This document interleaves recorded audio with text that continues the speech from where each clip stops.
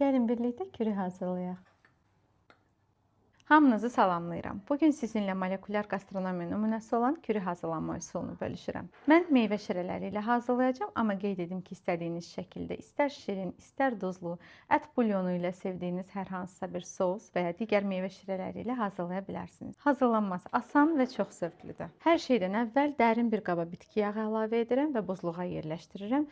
Mümkün olduğu qədər soyuq olmalıdır. Və əsas istifadə edəcəyimiz vasitə agar-agardır. Agar-agar bitki tərkibli jelatindir. Tort ləvazimatlar dükanından rahatlıqla əldə edə bilərsiniz. Maye ilə qaynadıqda aktivləşir. Ona görə də hazırlayacağımız mayeni bir qazana əlavə edirəm. 200 ml maye üçün 1 çay qaşığı agar-agar istifadə edirəm. Agar-agarı əlavə edib suda tam həll edirəm.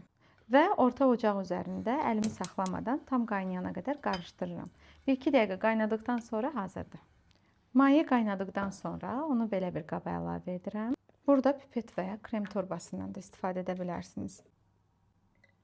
Və mayenin bir qədər soyub otaq temperaturuna gəlməsini gözləyirəm. Bu arada da portağal şirəsi ilə hazırlayıram. Artıq kürlərimizi hazırlaya bilərik. Buzluqdan tam soyumuş yağımı çıxarıb mayeləri yağın içərisinə damcıladıram.